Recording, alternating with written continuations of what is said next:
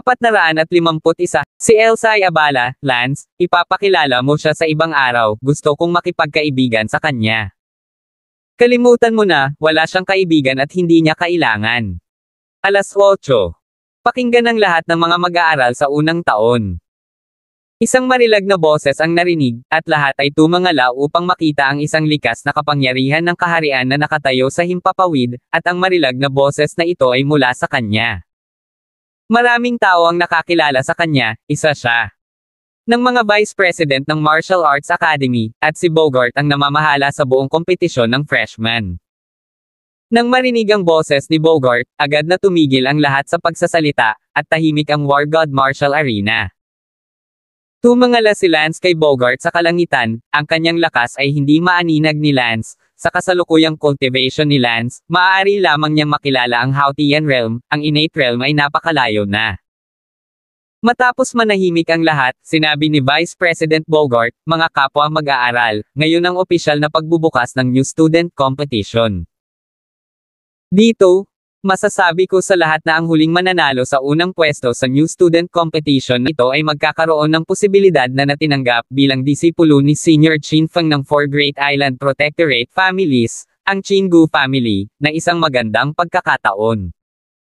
Siyempre, sinabi ko lang na posible, hindi ko sinabing sigurado ito, at sa huli ay nakasalalay sa ang iyong kapalaran. Ang New Student Competition ay bukas para sa lahat ng mga bagong mag-aaral na nakarating sa Early Outer Gate o higit pa. Sa ibaba, isasagawa ang ating unang round, ang 1,000th Elimination Round. Lahat ng mga bagong estudyante, na umaasa sa kanilang lakas, ay papasok sa top 1,000, kaya mangyaring ihanda ang inyong mga sarili. Sa loob ng 10 minuto, magbubukas ang unang round.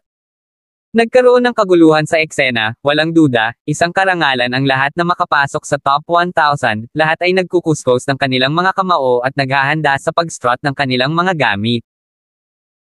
Siyempre, higit sa lahat ay ang mga late middle outer gate freshmen ang nagkukuskos ng kanilang mga kamay, ang inner gate freshman, natural, walang pressure, ang battlefield ng inner gate freshman ay halos nasa pinakamataas na 300, hindi banggitin ng lances larangan ng digmaan, na nasa tuktok na 100.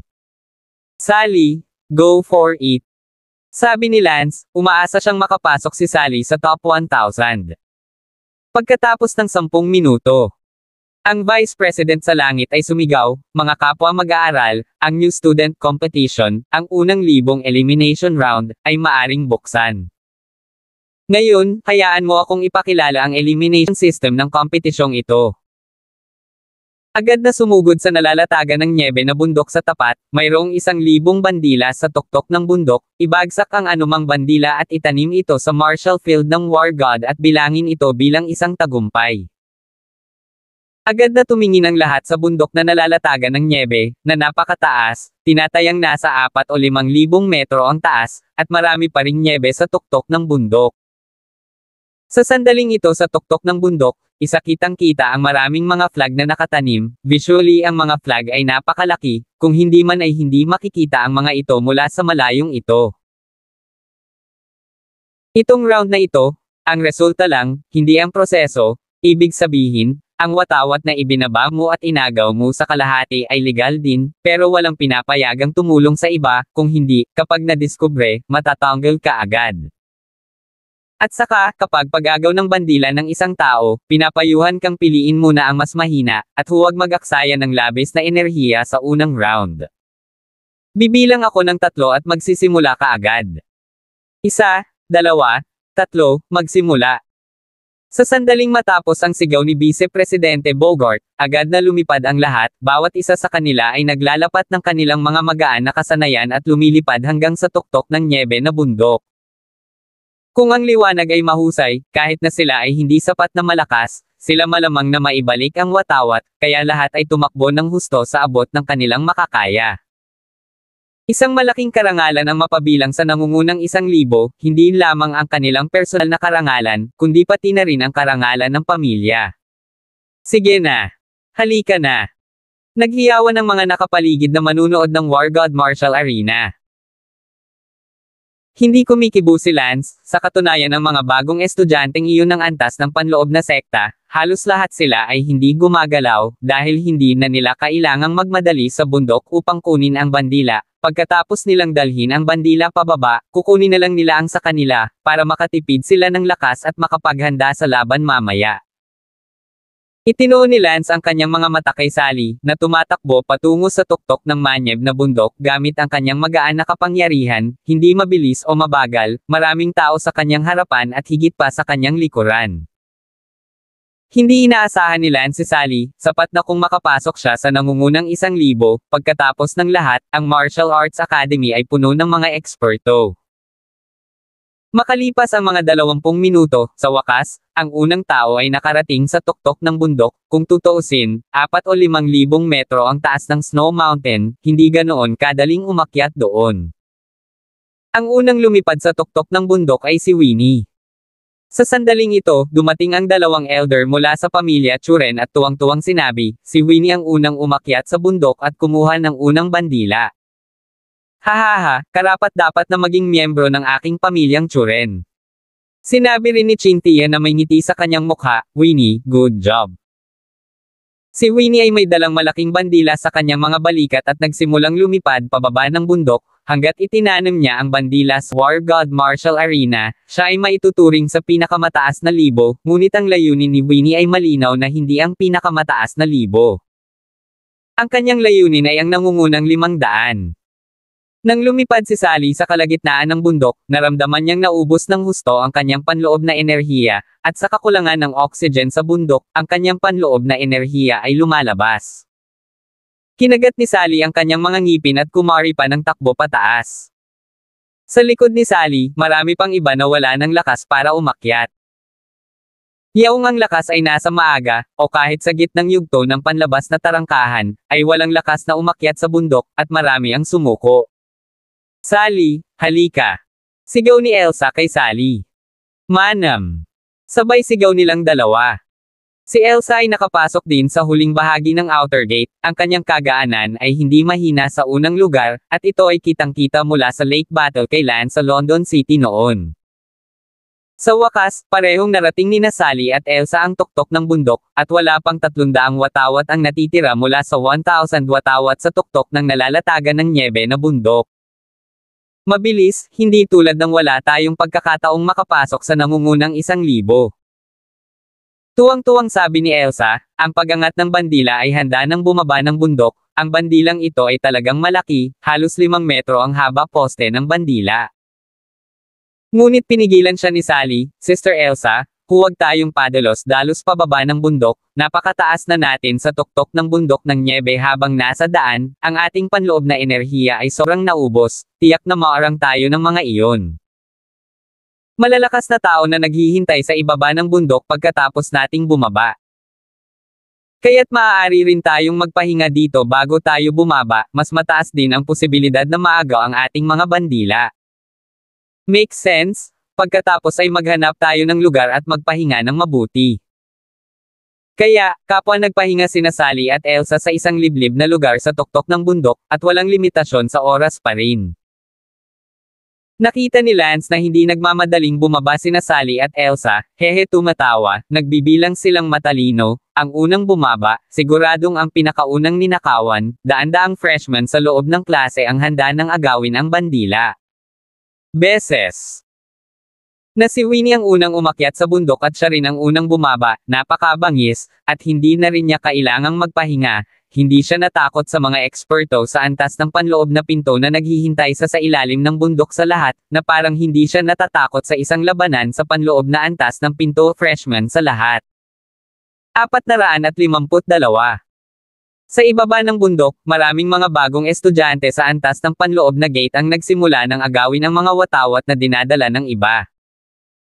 Si Lance ay walang exception, nagmamadaling umakyat sa isang freshman sa antas ng pagiging perpekto sa labas ng pinto at sinabing, huwag mong sayangin ang aking lakas, ibigay mo sa akin ang bandila at kukunin mo ang sa iba. Fuck! Huwag kang maghanap ng kamatayan. Malungkot na nagmura ang freshman na iyon sa outer door perfection level. Ngumuso si Lance, naghahanap ka talaga ng away. Second year na ang pinsan ko, I'd advise you na huwag mo akong guluhin. Pak!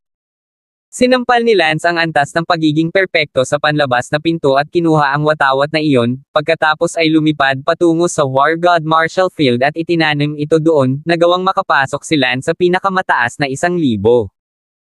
Tumangala si Lance at nakita na si Winnie ay nakikipaglaban sa isang maagang yugto ng inner gate at mukhang hindi masyadong malayo. Maraming tao sa pinangyarihan ang nabigla nang makita ang lakas ni Winnie. Ang outer sect ay kumpleto kaya hindi siya ninakawan ng kanyang bandila ng isang tao mula sa early inner sect. Lalong nanlumo ang junior freshman na iyon sa loob ng pinto na ng agaw ng bandila ni Winnie. Medyo nanghihinayang na pumunta siya para agawin ang bandila ni Winnie at hindi niya nakuha hanggang ngayon. Hindi lang siya nawala ng mukha, gumastos din siya ng maraming enerhiya. Sa huli, kusa siyang sumuko, hindi sulit ang pag-aaksaya ng sobrang lakas sa unang round. Matagumpay na naitanim ni Winnie ang bandila sa War God Marshall Arena, at ito ay nasa tabi mismo ng bandila ni Lance. Nilinggan ni Winnie ang kanyang ulo upang makita si Lance na nakatayo sa tabi niya, at ngumuso si Lance, na initalikod ang kanyang ulo. Sinabi ni Lance, mayroon kang magandang lakas. It's none of your business. Lance, one day, malalampasan kita, bubugbugin kita. Sabi ni Winnie. Nako, hindi mo ito magagawa. Iniwan ni Lance ang kanyang bibig sa paghamak. Hindi na nag-abala pa si Winnie na makipag-usap ng walang kaparerekon kay Lance, at binantayan ng lahat ang kanyang bandila pagkatapos itong itanim, dahil binibilang din ang paghila bago matapos ang unang round, hanggang sa sandaling itinanim ang huling bandila. Si Sally at Elsa ay nagpahinga sa bundok ng 1 oras bago bumaba ng bundok, at nakakagulat na natagpuan na maraming tao ang katulad nila, na nagpapahinga ng sapat bago bumaba ng bundok, at tila lahat ay hindi tanga. Sa ibaba ng bundok, halos lahat ng mga bagong mag-aaral sa inner gate level ay inagaw na ang mga flag ng mga outer gate completers, pati na rin ang mga mahuhusay na completers. Kaya, ano pa ang naghihintay kina Sally at Elsa at ang iba sa ibaba ng bundok ay ang mga naagaw ang kanilang mga watawat. Sa oras na ito, nakita ni Lance si Leslie na kumikilos. Lumipad si Leslie sa harap ng isang perpektong freshman sa labas na may dalang bandila, at sa loob ng 1 segundo, ang perpektong freshman na iyon, na biglang nalito kay Leslie, ay nagkusa na ibigay ang bandila kay Leslie, at tinulungan din niya si Leslie. Labanan ng ibang tao. Damn! Maraming tao ang nagmura nang makita nila ito, hindi sa minumura nila si Leslie, ngunit ang kanyang kaakit-akit na mga kasanayan ay napakahusay. Hindi lang isa ang ginayuma ni Leslie, ginayuma rin niya ang 3 o 4 na Great Perfection Level Freshman para protektahan siya, kaya madaling itinanim ni Leslie ang bandila sa War God Marshall Arena. Yaong mga nakukulam na bagong estudyante, ang kanilang mga pamilya ay galit nang makita nila ito sa eksena, at si Leslie ay naging isang napakapansing figure sa eksena. Kahanga-hanga, ang kanyang kaakit-akit na diskarte, ito ay talagang napakalakas, isang bagong mag-aaral sa antas ng Outer Gate Great Perfection, maaari niyang makulam ang 3 o 4 bilang kanyang mga bodyguard sa isang kisap mata. Sabi ni Lance sa loob. Sa oras na ito, parehong sina Sally at Elsa ay nasa isang mahirap na kalagayan, bawat isa ay hinahabol ng isang freshman sa antas ng perpekto. Ibigay mo sa akin ang watawat, huwag mong isipin na dahil lang sa mga bulaklak sa looban mo, mapipigilan ko na ang pagnanakaw sa iyo. Hindi maiwasan ni Lance na mag-alala tungkol kina Sally at Elsa, ngunit pareho silang magaling sa gun, kaya hindi ganoon kadaling agawin ang kanilang mga bandila sa ngayon. Sa kabilang panig, lumitaw ang isa pang figure na nakakuha ng atensyon ng lahat, si Brenda ng Poison Art Department. Nang makitang walang ekspresyon ang mukha ni Brenda, diretso siyang lumipad patungo sa isang freshman sa antas ng outer gate na Great Perfection, at ng 5 metro ang layo niya mula sa freshman na iyon sa antas ng Great Perfection. Ang freshman na iyon sa antas ng Great Perfection ay naging asul at mahina, siya ay nalason, at kinuha ni Brenda ang bandila ng walang kahirap-hirap. Sa kalagitnaan ay may ilang iba pa na sinubukang agawin ang kanyang bandila, ngunit lahat sila ay nahulog bago nila siya maabot sa loob ng 5 metro mula sa kanya. Lumipad siya hanggang sa War God Marshall Field, at lahat ng tao. Nakasalubong niya kung sino ang nasa loob ng 5 metro, inagaw man nila ang watawat kasama niya o hindi, lahat ay nahulog, literal na parang Reaper. Wow! Ang eksenang ito ay bumulaga sa buong arena, hindi bababa sa pagkagulat ni Leslie kanina lang. Makapangyarihan, karapat-dapat na maging isang 5-grade poison master. Bulalas ni Lance.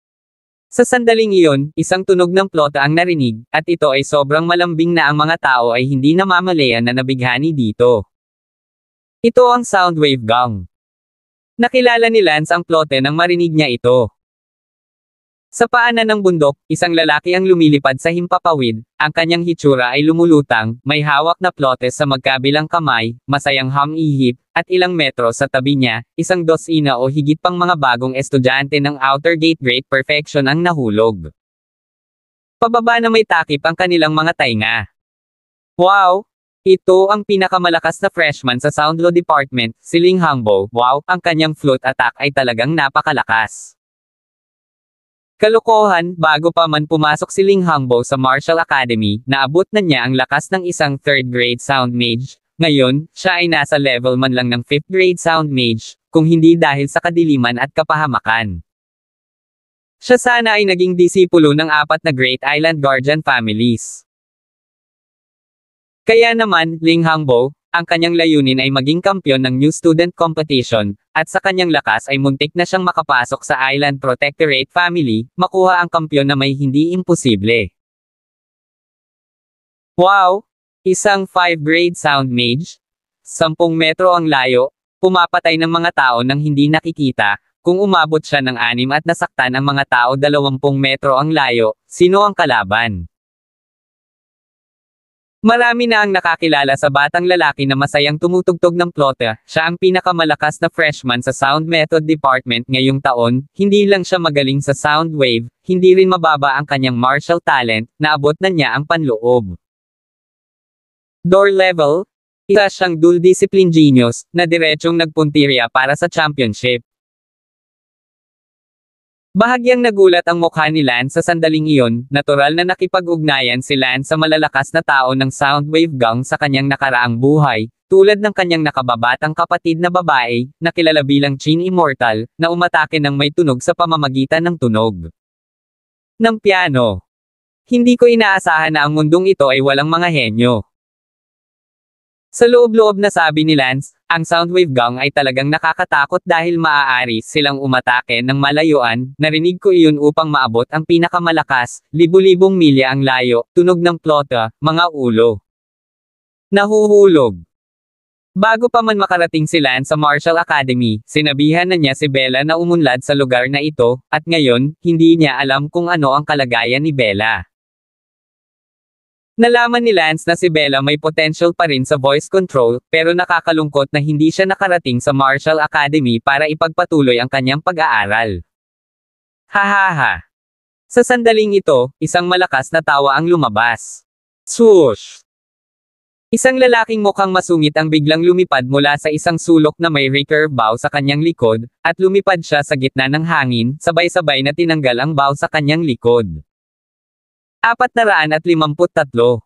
Swoosh swoosh. Sa isang kisap mata, ang masungit na lalaki ay nagpadala ng 7 o 8 palaso. Bang bang. Ang bawat araw ay tumama sa isang bagong estudyante sa Outer Gate Great Perfection level, ngunit hindi ito tumama sa katawan, kundi sa damit lamang at ipinako ito sa lupa. Nagsisimula na ring lumaban ang mga eksperto ng archery department. 8 arrows in a row? Sok sok. This year's freshmen from all departments are really stronger than one another. Bahagyang nanginig din si Lance nang makita niya ang malakas na lalaking iyon na may 8 magkasunod na palaso, na nakapagpapaputok ng 8 sunod-sunod na palaso, ito ay itinuturing na napakalakas. Sumunod, maraming malalakas na tao ang lumitaw, si Lance ay isa ring maliit na eye-opener, hindi niya inaasahan na ang Martial Arts Academy ay may napakaraming departamento, anong espada, pamalo, baril, palaso, kamao, letigo, palakol, pamalo, madilim, nakatago, engkantado, lason, tunog, pagpapagaling, at iba pa. Ang bawat isa sa mga departamentong ito ay may mga nangungunang eksperto, maliban sa healing department na medyo espesyal, ang iba pang mga departamento ay aktwal na mga klase ng labanan. Sa bawat nakaraang session, ang healing department, na isang healing type department, ay hindi masyadong mapagkumpetensya sa ang freshman competition, ngunit sa taong ito ay Lance, kaya ngayong taon ang lahat ng mga guro at estudyante ng healing department ay labis na inaabangan ang pagganap ni Lance, at bihira para sa isang estudyante ng healing department na magpakita ng kanyang mukha sa kompetisyon ng mga freshmen. Dahil dito, ang mga bandila ay patuloy na itinatanam sa War God Marshall Field, at ang mga nakapagtanim ng mga bandila ay tiyak na hindi mga mahina. Matapos ang 3 oras na matinding pakikibaka, sa wakas, ang huling watawat ay itinanam sa War God Marshall Field. Sa kabutihang palad, kapwa nagtagumpay sina Sally at Elsa.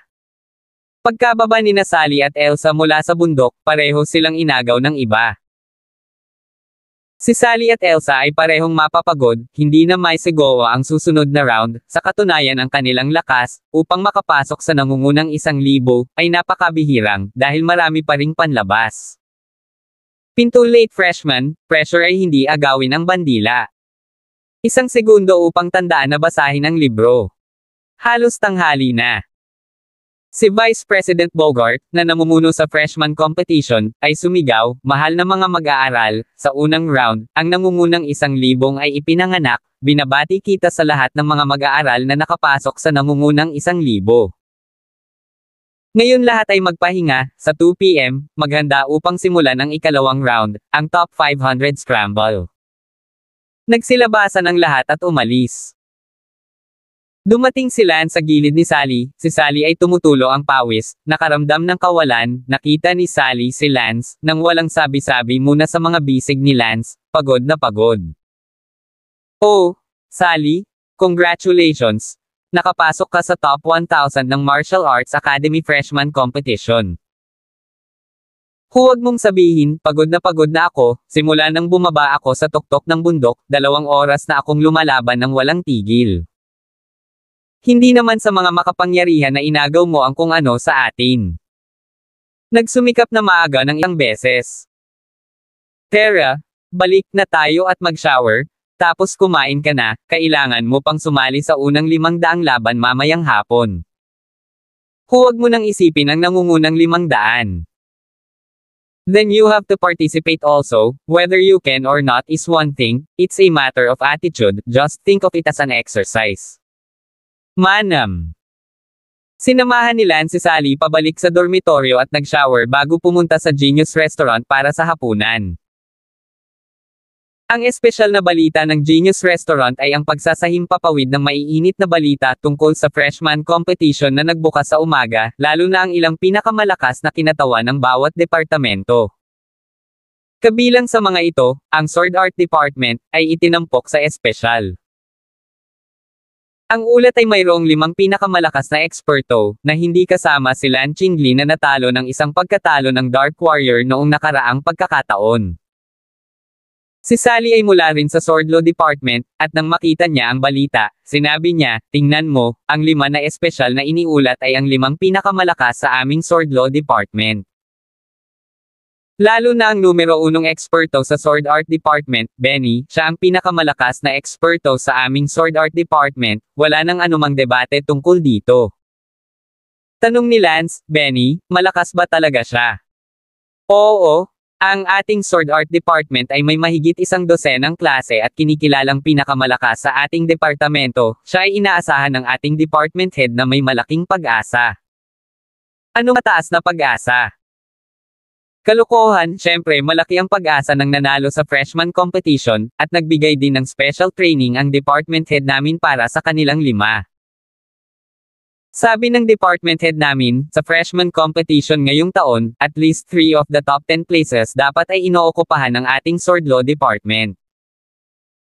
"Oh, napaka-ambisyosa ng department head mo. Ang buong Martial Arts Academy, ang daming department, tapos ang top 10 gusto pang mag-occupy ng 3 spot, ha?" Hehe, ang aming sword law department ay napakalakas, lalo na ang Benny na iyon, nabalitaan ko na nang makipag-duel siya sa ilan sa iba pang pinakamalakas na tao, isang espada lang ang kailangan niya. Wow! Ang lakas! Oo! Ngumuso si Lance, mukhang labis mong hinahangaan siya. Ang pinakamalakas na tao sa buong Sword Art Department lahat tayo sa buong Sword Art Department ay sumasamba sa kanya at madalas din siyang sinasamba ni Ate Elsa. What about you? Tanong ni Lance Damon. Ako. Pinupuri ko lang siya sa pagiging kasindek-sindek, sinasamba lang kita, asawa kita, ikaw ang pinakamaganda sa puso ko, kahit saang lugar ka mapunta sa kompetisyon ng freshman, kahit hindi.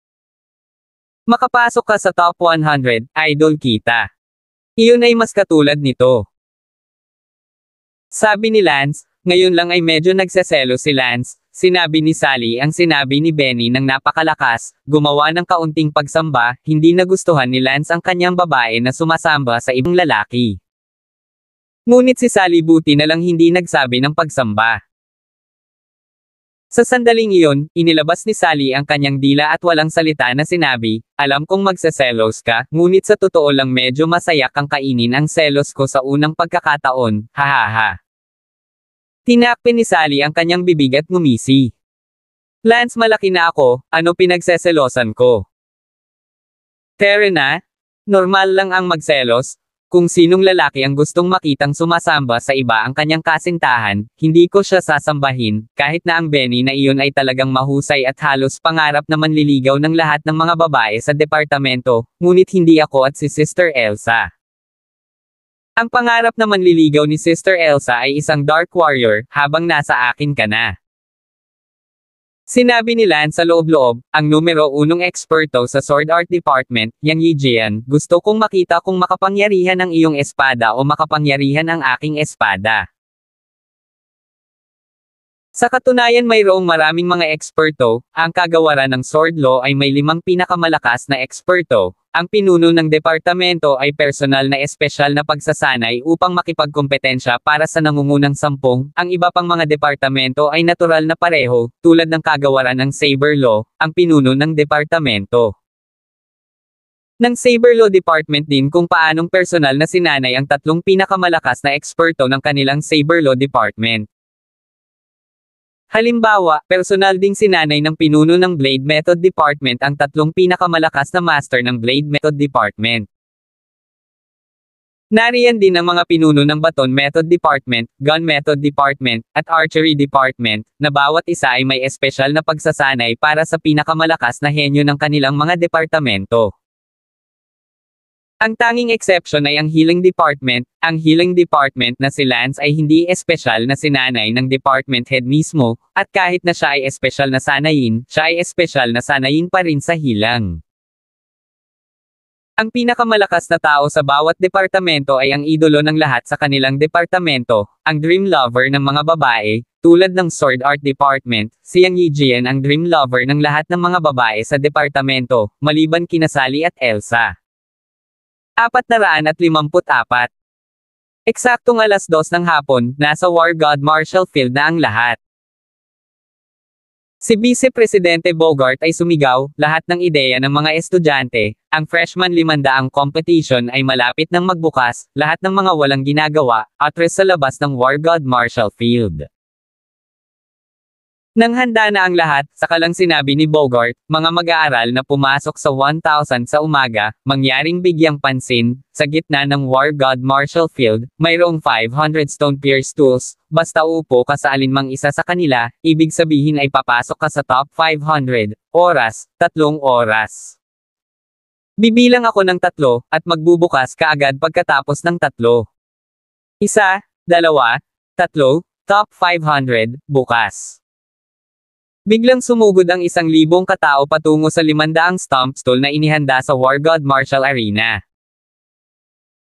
Lumipad si Lance at direktang umupo sa isa sa mga stool na bato sa sulok, bawat isa ay may distansyang 5 metro sa pagitan ng mga ito, sapat na para sa sinumang umahan upang labanan ang mga dumi. Out of the way. Sa sandaling iyon, isang lalaki ang lumipad sa harap ni Lance. Nagtataka si Lance kung tama ba ang narinig niya, talagang sinabi sa kanya ng isang mongrel na umiwas, ito ang top 500 second round pa lang para magsimula ng digmaan sa kanya, ang huli na panloob na pinto. Sabihin mo ulit. Umalis ka sa daan.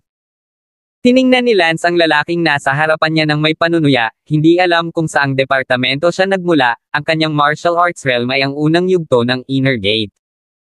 Hindi mo ba narinig? Umalis ka nga.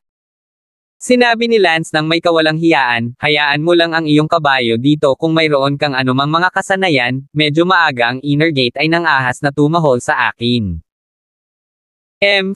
Ikaw?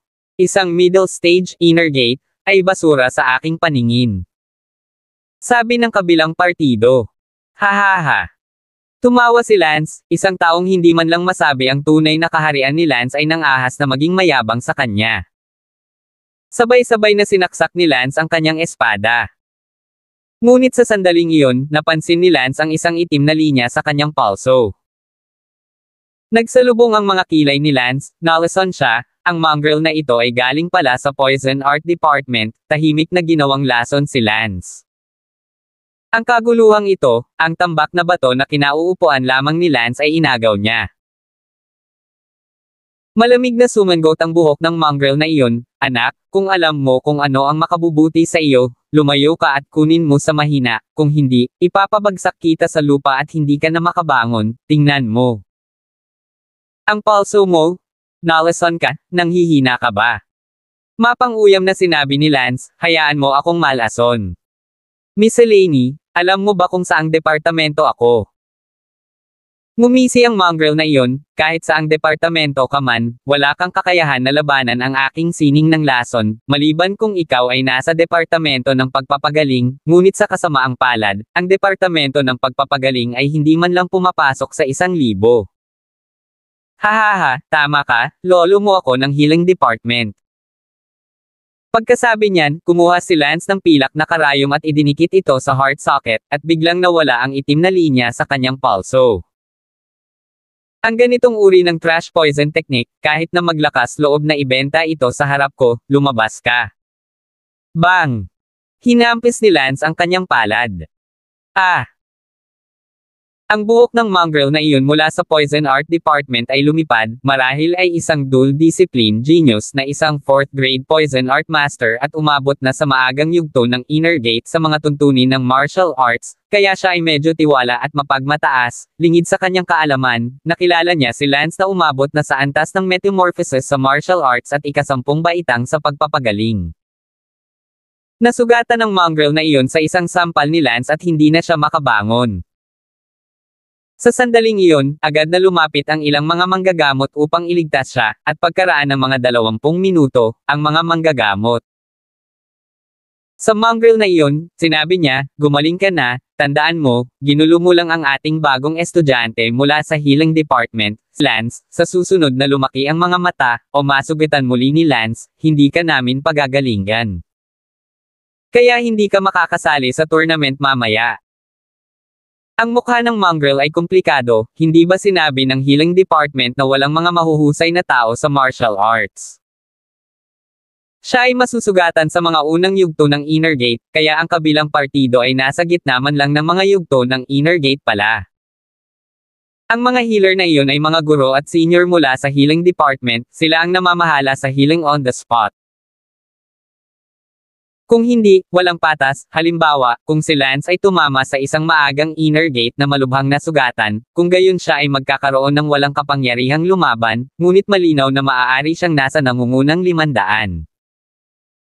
Kaya, kahit na sino ang nasugatan, isang manggagamot ang unang darating at gamutin siya upang patuloy siyang makilahok.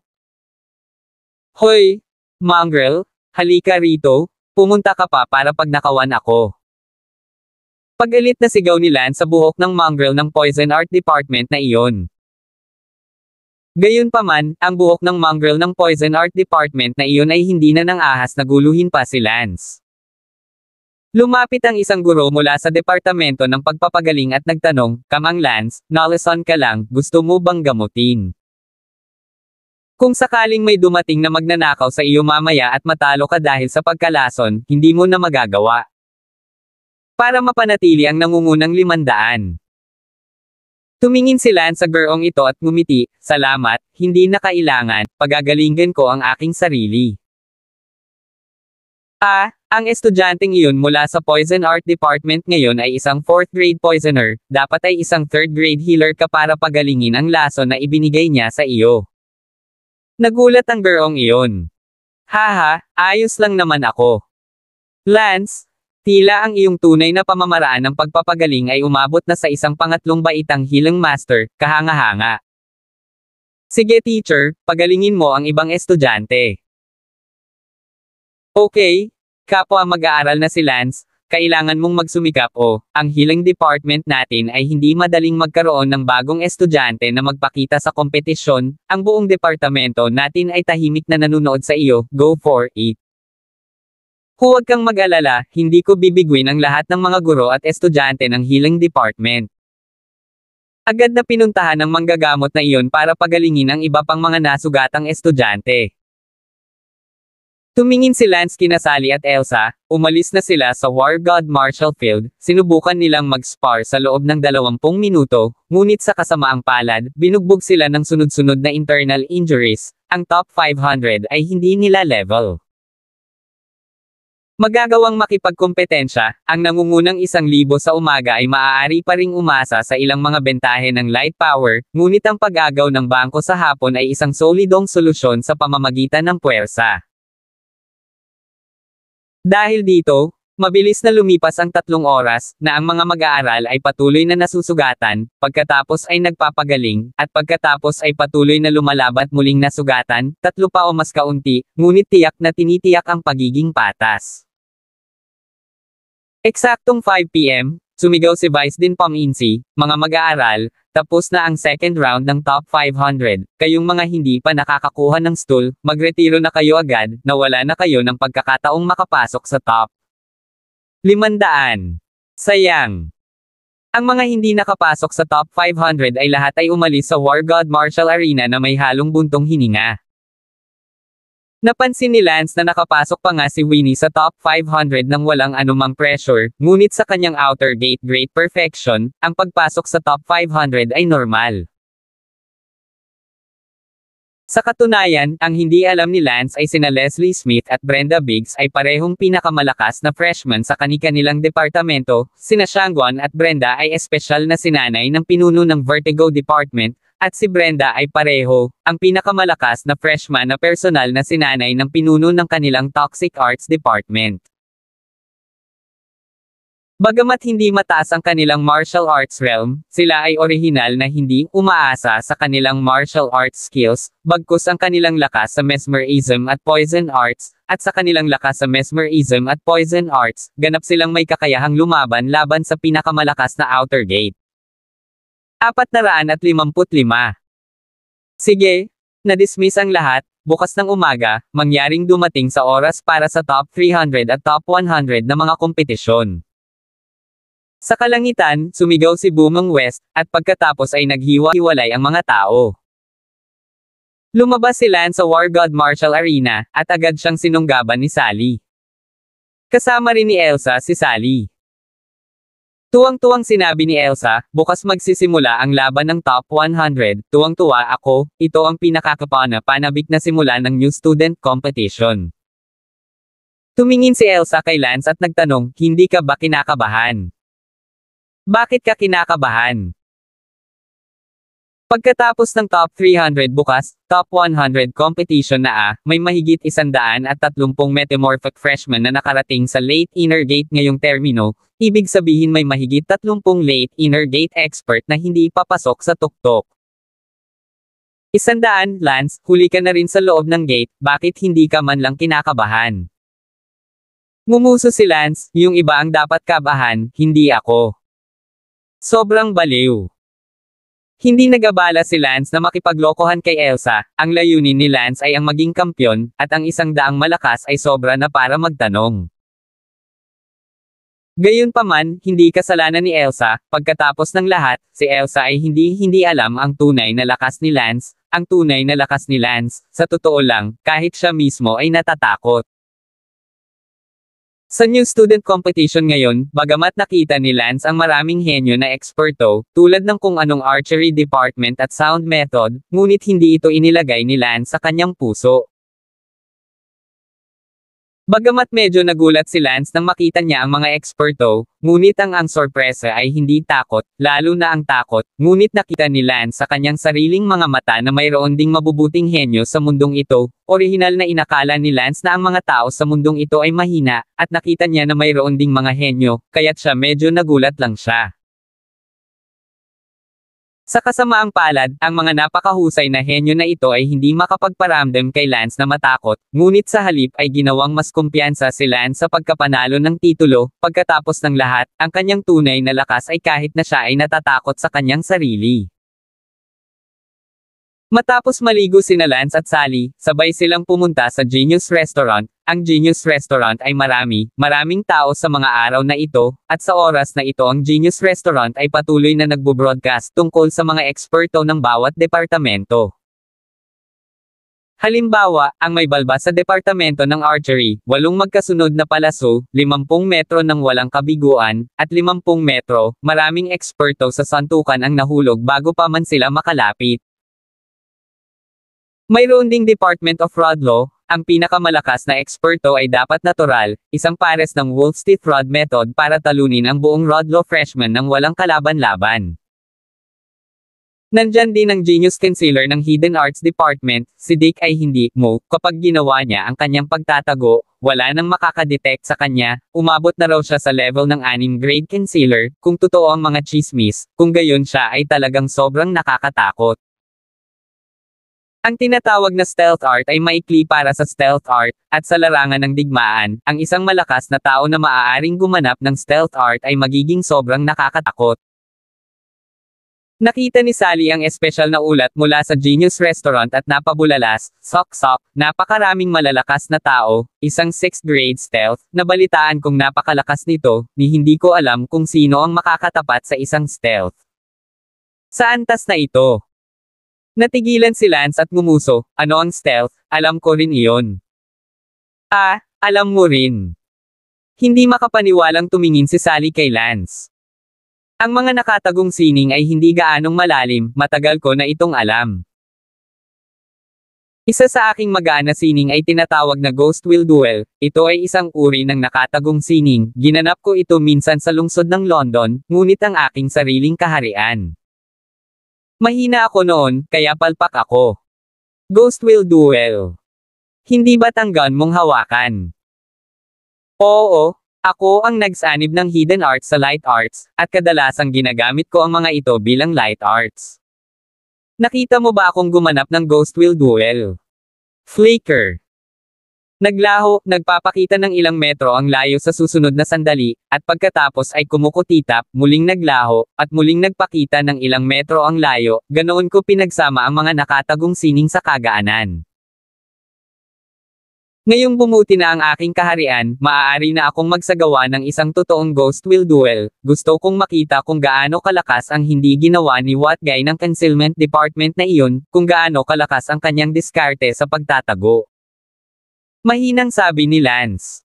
Hindi naman, paano mo nalaman ang lahat? Napatingin si Sally kay Lance nang may pagtataka. Naku, wag mong kakalimutan, ako ang number 1 na pinakabata sa mundo ko, ang kontinente ko, ang pinakamalakas na batang henyo, ang pangalan ko bilang number 1 na pinakabata sa mundo ay hindi dapat ipagmalaki, ikaw lang. Mga henyo mula sa Martial Academy na ito, huwag mo talagang ikumpara ito sa numero 1 pinakabata ko sa mundo, okay? Ipaparamdam nito sa akin na bumaba ang katayuan ko. Sabi ni Lance. Wow! Nagsisinungaling ka ba o hindi? Haha, nakarating na ang kapatid ko sa kaharian kung saan wala siyang pakialam sa pagsisinungaling, at paano naman ang archery, ano ba, sa mundo kung iyon, siyam sa bawat 10 martial arts practitioners ang marunong nito, bakit? One of the most basic skills kahit ang mga sundalong lumalaban sa gyera ay kailangang mag-practice ng archery araw-araw, paanong hindi kaya ng mga tao sa martial arts world, lahat tayo ay may iba't ibang level. Nagtanong si Sally, kung gayon, ano sa palagay mo, ang may balbas na henyo sa departamento ng pag-archery, kumusta ang kanyang husay sa pag-archery. Kaya niyang bumaril ng 8 palaso ng sunod-sunod. Walang pakialam na sinabi ni Lance, medyo nahihiya akong pag-usapan ito, ngunit minsan ay nagkampong ako kasama ang aking nakatatandang kapatid na babae, at nagpaputok ako ng 18 ibon sa 15 sunod-sunod na palaso para sa hapunan. 15 sunod-sunod na palaso. Paano nabaril niya ng 18 ibon? Dahil 2 palaso ang tumusok sa kanilang dalawa. 18 ibon ang kinain mo. Hindi ako makakain, kaya sinabi ni ate na sayang ako at pinarusahan ako sa pagkain ko sa 18 ibon, ngunit sa huli ay hindi ko naubos, kaya kinabukasan ay ibinigay ni ate sa mga kalapit na taga-nayon. Nakaramdam ng kaunting selos si Sally sa pag-iisip kay Lance na minsang nagcamping kasama ang kanyang nakatatandang kapatid na babae at mukhang napaka-sweet. Anong wala? Nagseselos ako. Nerves, the me from my previous life, even my body is different from now. Sa totoo lang, nakipag-*X ka na ba sa senior mo? Syempre hindi. Now that I think about it, I was really stupid, my sis was hinting at me everywhere and I didn't get it. Of course you did. It's obvious what it means that people are willing to go camping with you. Nako, pero naiintindihan ko na. Mostly kasi sabay kaming lumaki, kaya hindi namin masabi kung ano ang love at ano ang rivalry ng magkapatid. Well, huwag mo nang alalahanin ang nakaraan. Oo. Taong tumango si Lance, naka-adapt na si Lance sa mundo, bukod pa, may girlfriend na rin siya, kaya hayaan na lang ang nakaraan.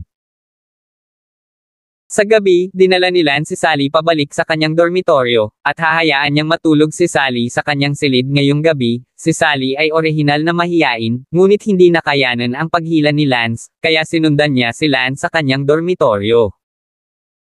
2 kasama sa kwarto, sina Xavier at Jimboy, kapalit ng Sujin, ay nasa dormitoryo din. Kuya Lance, bumalik ka na. Oy, hipag Sally, dito ka na rin, maupo ka na. Magalang na sabi ni Jimboy. Sige, Jimboy. Hindi mo kailangang maging magalang, matutulog din si Sally sa dorm ngayong gabi, kaya mag-ingat kayong huwag lumabas na naka-underwear at maglakad-lakad. 456. Hehe, I understand. I promise I'll create the best environment for you. Sabi ni Jimboy na may mga malabong mata, at sabay na inggit sa pagkakaroon ng girlfriend, at pati na rin sa isang bulaklak sa ospital. Namula si Sally at mabilis na pumasok sa kwarto ni Lance para pumunta. Hindi nagsalita si Xavier. Kinaumagahan, pumunta sina Lance at Sally, kasama sina Xavier at Jimboy, sa War God Marshall Field. Ngayon ang ikalawang araw ng freshman competition, ang mga bagay na gaganapin ngayon ay ang top 300 elimination at top 100 competition. Ang makapasok sa freshman top 100 ay isang napakaluwalhating kaganapan para sa mga anak ng anumang pamilya. Ito ay bagay na makapagpapaluwalhati sa kanilang mga ninuno. Mga kapwa mag-aaral.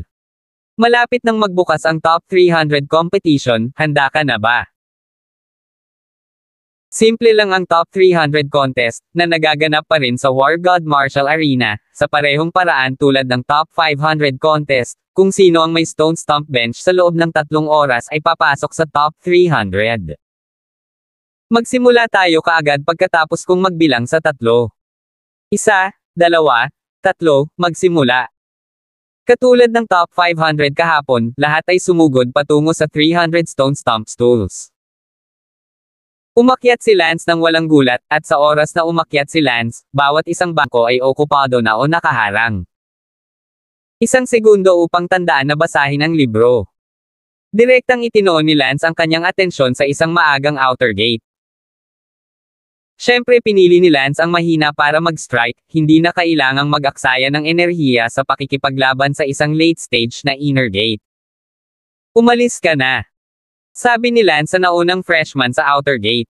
Paralysis. Nagmura at lumayo ang unang freshman sa outer gate na iyon, alam niyang hindi siya maaaring maging kalaban, itinuring siyang matino. Umupo si Lance sa pier ng bato. 500 tao ang nakikipaglaban para sa 300 stalls, kasama ng mga ito, mayroong higit sa 130 perverted freshmen na nakarating sa huling yugto ng Inner Gate, at walang nang-ahas na lumaban para sa 130 na upuan, kaya ang natitirang 160 stone mounts ay nakikipaglaban na. Para sa dugo. Nakita ni Lance na ang Winnie na iyon, na malubhang nasugatan, ay mahirap nang pumasok sa nangungunang 500 para sa isang panlabas na pinto, at medyo mahirap para sa kanya na makapasok muli sa pinakamataas na 300. Paf! Natamba si Winnie at natama ng napakalakas. Kaagad na lumapit ang isang manggagamot upang pagalingin siya, at sa loob ng 15 minuto, gumaling si Winnie, at si Winnie ay patuloy na humawak muli, ganap na hindi natatakot sa kamatayan. Pagkalipas ng ilang minuto, siya ay muling binugbog. Sa di kalayuan, ang ina ni Winnie, si Cynthia, ay sumigaw, "Winnie, sumuko ka na, hindi ito isang bagay na makakalaban mo, huwag mo nang saktan ang iyong sarili." Si Winnie ay malubhang nagatan at pagkatapos gumaling, siya ay nagpatuloy sa pagnanakaw, at sa loob ng 5 minuto siya ay malubhang nasugatan muli, ang taong bumugbog sa kanya ay naiinip, at umungal, "Huwag mo nang saktan ang iyong sarili, ito ay isang kompetisyon, kaya hindi ako naging malupit, kung sasaktan mo ulit ang sarili mo, huwag mo akong sisihin sa pagiging masungit." Gaano ka walang galang. Muling sumugod si Winnie. Si Lance ay lubos na humanga sa espiritu ni Winnie, kahit na hindi niya gusto ang ganitong uri ng tao, ngunit siya ay lumaban ng husto sa kanyang pagpupursage sa martial arts. Dahil walang dumating para magnakaw kay Lance, si Lance ay nakaupo lang doon at pinanood ang iba na lumalaban at lumalaban. Lance! Sa sandaling iyon, isang boses ng babae ang nagmula sa isang stool na bato sa likod ni Lance. Lumingon si Lance at nakitang si Leslie iyon. Leslie. Lance, sana hindi mo ako biguan, pumunta ka sa dulo at ipaglaban mo ako.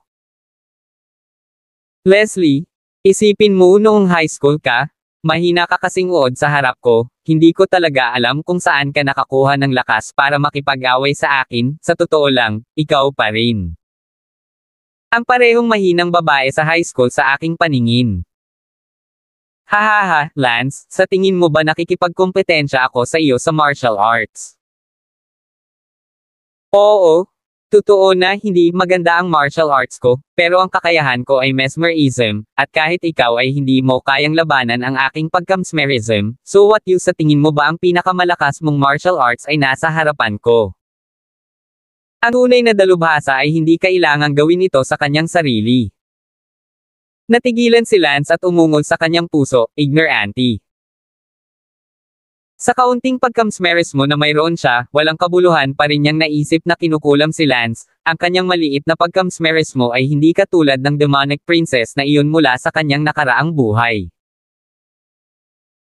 Siyempre, ang demonic princess mula sa kanyang nakaraang buhay ay ang tanging taong naramdaman ni Lance na kinatatakutan, ang kanyang nakakaakit na pamamaraan ay ang tanging bagay na talagang makapangyarihan, kahit na ang numero 1 pinakabata sa mundo, ang Wind Lightning, ay nawala sa kanya ng ilang beses, ngayon ay iniisip ang tungkol sa ito, si Lance ay medyo nanggigil.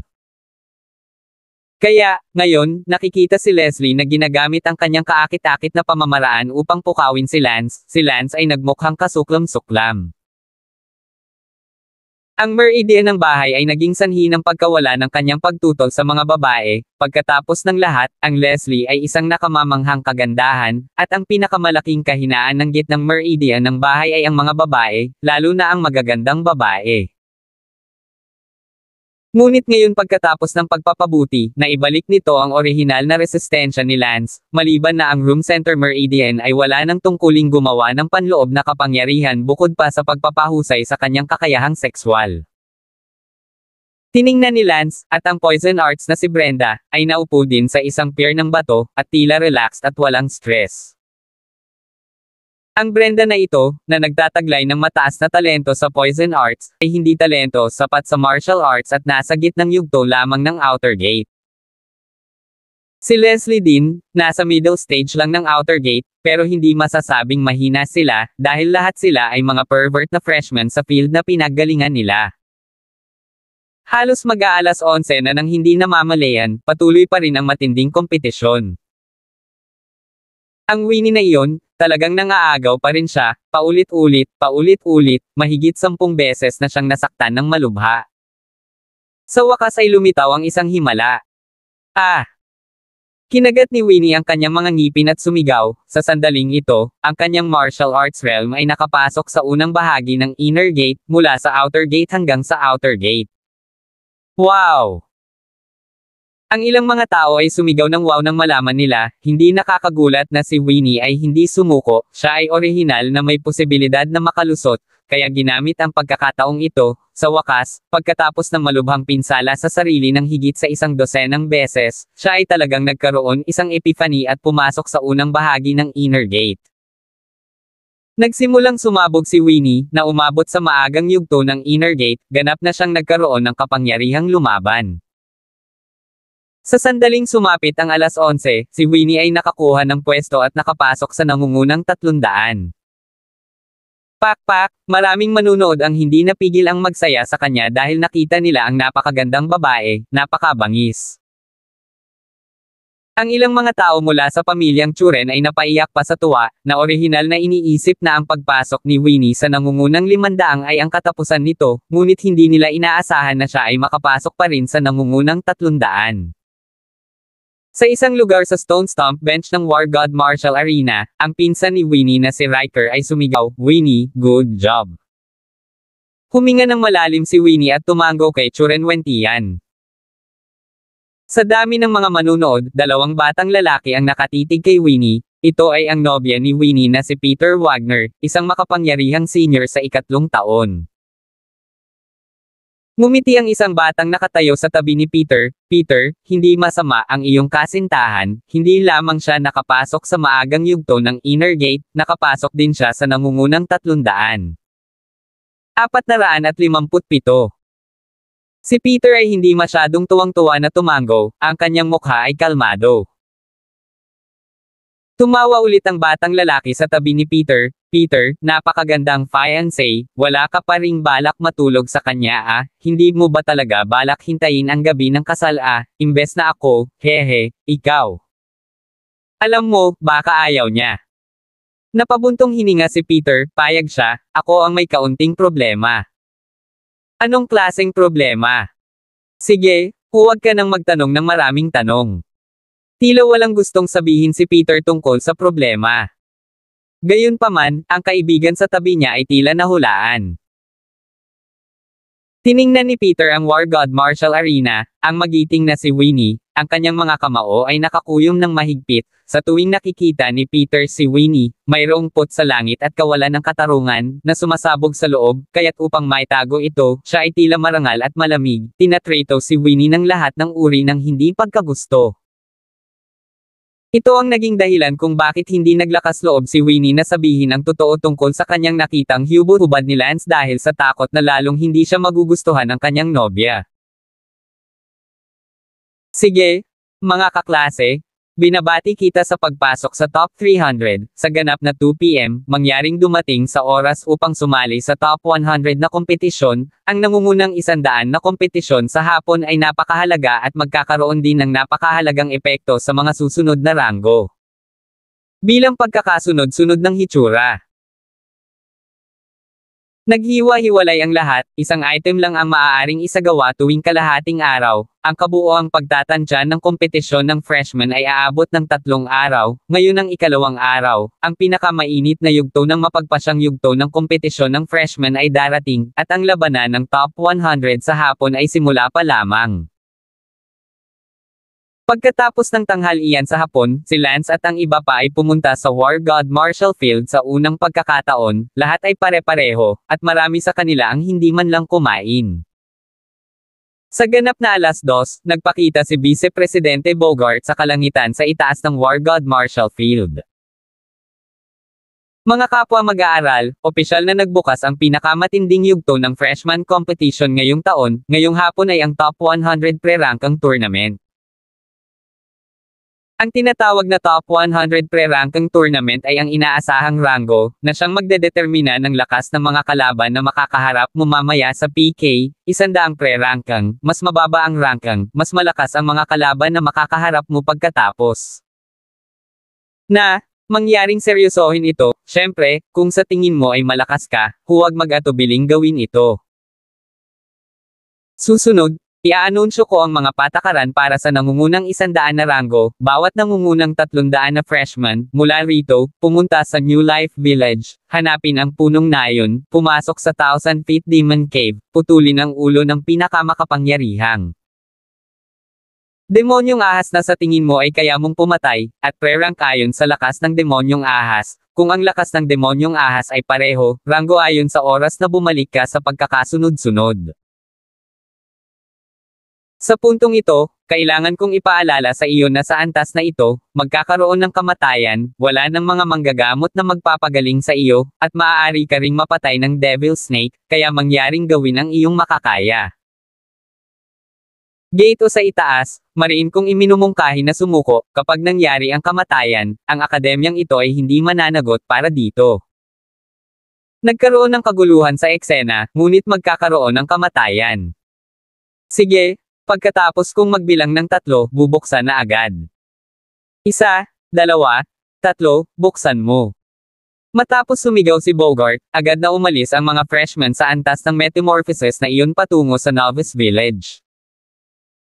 Ngunit ang mga nasa loob ng mid-level na iyon ay nag-aalangan, walang nang ahas na kitilin ang kanilang sariling buhay, at kahit na nagawa nilang patayin ang ulo ng ahas ng Devil Snake pabalik, malamang na sila ay lampas na sa 100 at hindi pa rin makapasok sa tuktok. 100. Sa huli, lumabas na maraming tao ang tumuko, at ilang dosina lamang ng mga mid-tier na panloob na sekta ang kumagit ng bala at sinubukan, at ang iilang mid-tier na panloob na sekta na ito ay nang ahas ding pumunta ng tama. Tiwala sa sariling lakas. Tiyak na lumipad si Lance nang walang pag-aalinlangan. Humigit kumulang 170 tao, na tumuntong sa mga dulo ng mga puno, ay lumipad sa harapan ng grupo, at ang taong lumilipad sa harapan ay si Benny, ang numero 1 eksperto ng sword art system. Hindi nagtagal ay umalis na ang lahat sa War God Martial Arena, at naghihintay ang mga manunood na bumalik ang lahat. Hindi nagpabilis si Lance at pinanatili ito sa katamtamang bilis. Makalipas ang halos 40 minuto, sunod-sunod na dumating ang lahat sa Novice Village, hindi na kilalang kilala ang lahat sa Novice Village. Ang punong nayon ng Novice Village ay naghihintay na sa pasukan ng village, at nang makita niya ang lahat na paparating, ngumiti siya at sinabi, "Mga kapwa mag-aaral, ang 1,000-foot Demon Cave ay nasa tabi ng malaking puno ng akasya sa nayon, mayroong isang hukay na libu-libong talampakan ang lalim, at kapag mas malalim ang hukay na iyon ay bumababa, mas lumalaki ito, at halos 1,000 talampakan pababa sa hukay, maraming demonyong ahas ang nabubuhay. Kung mas malakas ang Devil Snake, mas mahaba ang mga sungay sa ulo nito, at habang pababa ito, mas magiging malakas ang Devil Snake.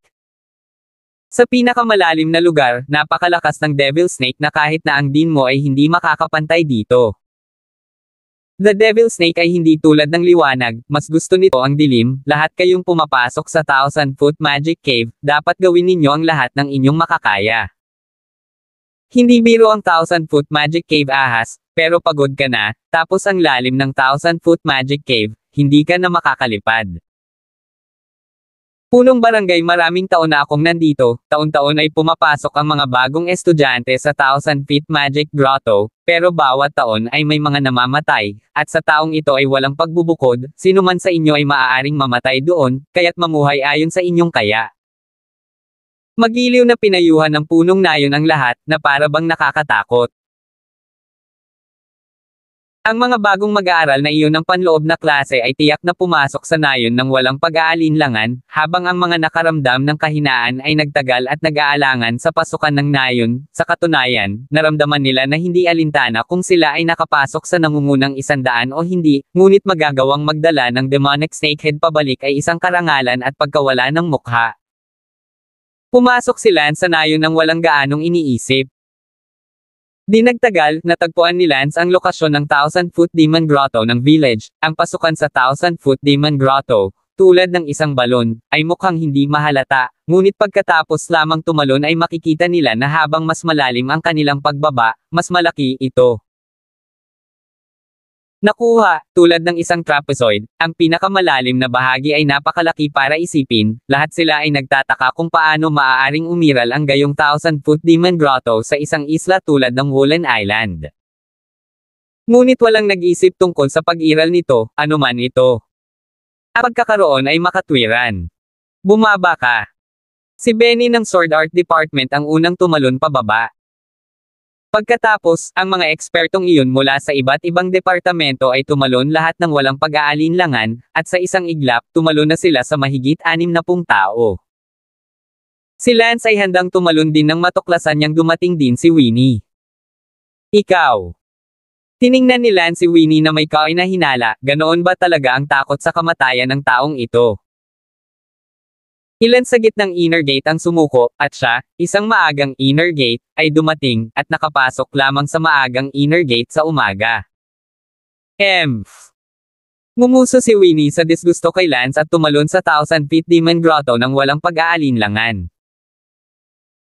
Sumunod naman si Lance at tumalon sa Thousand-Feet Demon Grotto, sinabi sa kanyang puso, hindi ko talaga alam kung hindi ako natatakot sa kamatayan, o kung wala akong lakas para gawin iyon. Kailangang sabihin na ang tapang ni Winnie ay nagulat kay Lance, sa kasong ito, siya ay mas matapang kaysa sa mga sumuko, ito ay isang lugar kung saan siya papatayin. Sa pagtalon sa Thousand-Foot Demon Cave, parang tumalon sa tuyong balon, pagkatapos ay mas maraming espasyo ang bumababa sa tuyong balon, mas humihina at humihina ang liwanag. 458. Makalipas ang ilang sandali, nang tumangala ang dawn, ang balon ay parang kabilugan ng buwan sa pinakatuktok ng pinakatuktok. Alam ni Zeman yun na ilang daang talampakan lang ang lalim nila sa kuweba ng Diablo. Ngunit malayo ito. Mula sa sapat, ang pinakamahina sa mga demonyong ahas ay nakaligtas sa humigit kumulang 1,000 talampakan, at kailangan itong magpatuloy. Sa puntong ito, napakadilim na ng kuweba, parang gabi na, kung hindi dahil sa mas malakas nilang paningin, baka wala silang makita. Sa kabutihang palad, pagkatapos ng patuloy na pagbaba ng halos 300 talampakan, maraming mga alitap-tap na insekto ang lumitaw sa mga pader na bato sa magkabilang gilid ng Devil's Cave, na naglalabas ng madilim na pulang ilaw, at doon lamang naging maliwanag ang Devil's Cave, syempre, mas maliwanag lamang. Hindi nagtagal sa ibaba, narinig ni Lance ang isang umuungal na tunog na tumaas. Ang umuungal na tunog ay nakakatakot pakinggan. Ang ilang mga tao na nakababa na dito ay tila medyo umatras. Si Winnie na ilang dosenang talampakan sa itaas ng Lance ay manhid din sa sandaling ito at umaatres. Gayunpaman, si Winnie ay nakatikom pa rin ang kanyang mga ngipin at nagpatuloy. Hindi niya alam na ang maling desisyon niyang ito ay tuluyang mapapatay dito. Hindi nagtagal ay umabot si Lance ng halos 1,000 talampakan ang layo, at nakakita ng maraming demonyong ahas na nakahiga sa mga pader na bato sa magkabilang gilid. Ang kanilang mga mata ay kumikislap ng pulang ilaw, ang kanilang mga bibig ay puno ng mga ngipin, na parang ligaw na aso na nakatitig sa mga taong bumaba para manggulo. Sila. Habang mas mahaba ang mga sungay, mas malakas ang Devil Snake. Nakita ni Lance na marami sa mga taong nauna sa kanya ang nagsimulang patayin ang mga demonyong ahas sa hindi masyadong malalim na lugar sa ibaba, na parang bumagsak, dumadagandong na parang kulog. Ang pinakamaliit na demonyong ahas ay mas makapal kaysa sa Bar Isles. Naisip ni Lance na kahit na ang pinakamalakas na freshman ay hindi malim, at ang mga sungay ng mga demonyong ahas na kanilang pinutol ay mga 5 sentimetro ang haba, marahil, 5 sentimetro ang haba ay sapat lamang para sa kanilang labanan. Ang mga mahihina naman ay nagzap sa mga demonyong ahas sa halos 1,000 talampakan, kung saan ang mga sungay ng demonyong ahas ay mga 1 sentimetro hanggang 2 sentimetro ang haba. Naisip ito ni Lance, lumalim din siya ng kaunti, dapat man lang ay mapanatili niya ang isang katamtamang antas, ito ay pre-ranking pa rin, itinuring ni Lance ang kanyang sarili na sapat na malakas, gayunpaman, hanggat maaari siyang makapasok sa nangungunang 100, siya ay magiging kwalipikadong tumuloy sa susunod na round, hindi iniisip na siya ay dapat na mauna sa ranggo. Gayunpaman, tama si Vice President Bogart, mas mataas ang pre-ranking, mas mahina ang kalaban, at mas mababa ang ranking, mas malakas ang kalaban. Huminto din si Lance sa paglalim, nakakita ng mahiwagang ahas na may mga sungay na umabot sa 4 na sentimetro, at pinatay ang ahas na iyon sa isang laslas. Swoosh! Ibinuko ng demonyong ahas ang kanyang bibig at inilabas ang dila, mula sa kanyang bibig ay lumabas ang isang itim na parang chain na dila, ang dila na iyon at napaka-flexible din nito. Ang figure ni Lance ay kumikislap at nawala sa kinauupuan, lumitaw sa harap ng demonyong ahas sa susunod na sandali, si Lance ay nagsasagawa na ngayon ng Ghost Will Determination. Buzz! Hinampis ni Lance ang ulo ng demonyong ahas na iyon. Dang! Katsa! Naputol, oo, nabasag ang talim ni Lance 2 piraso. Ang ulo ng demonyong ahas na iyon ay parang gawa sa bakal, ang mga kaliskis nito sa buong katawan nito ay napakatigas na hindi ito maputol ng isang normal na kutsilyo. Damn! Natahimik si Lance, isang hilt na lang ang natitira sa kanyang kamay, at isang espada lang ang dala ni Lance, hindi isang espada. Ang kutsilyo ni Lance, na kinuha niya sa pasukan ng baguhan na nayon noong siya ay pumatay ng mga balang bago pa man siya nag-enroll sa paaralan, ay magiging. Ang pagtatapon nito, natural, ay hindi magandang bagay. I'll go.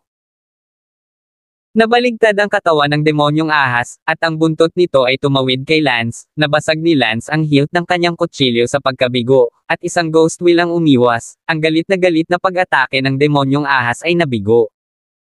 Sa lakas ng Devil Snake, hindi nito kayang patayin si Lance, ngunit si Lance ay walang kutsilyo, at ang kanyang walang laman na mga kamay ay hindi maaaring putulin ang ulo ng Devil Snake. Lumipas ang oras, mahigit 1 dosenang napakalakas na bagong estudyante ang pumutol na ng ulo at lumipad paitaas, handang ibalik ang ulo ng Devil Snake sa War God Martial Arts Arena ng Martial Arts Academy, naghihintay sa kanila ang walang katapusang tagay ng War God Martial Arts Arena. Si Lance, sa kabilang banda, ay labis na nanlumo dahil wala siyang kutsilyo, bagaman walang pakialam si Lance kung gaano siya na pre-rank, ngunit kung magpapatuloy ito, hindi na maibabalik ang ulo ng Devil Snake. Natakot siya na hindi siya makapasok sa ikadaang lugar. Hoy, kaklase, pahiram ako ng kutsilyo. Sigaw ni Lance sa isang batang lalaki na babalik na sana. Unfortunately, that boy trailed off. One less person. One less competition, go to hell and it to you. Walang nagpahiram kay Lance ng kutsilyo. Fuck! Nasusunog si Lance.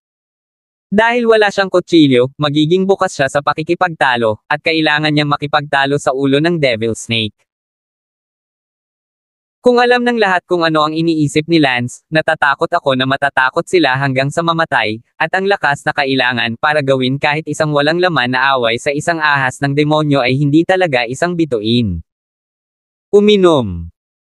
Nagmamadaling umakyat si Lance at hinawakan ang leeg ng demonyong ahas sa isang iglap, ang leeg ng demonyong ahas na ito ay kasing kapal ng takip ng sewer manhole.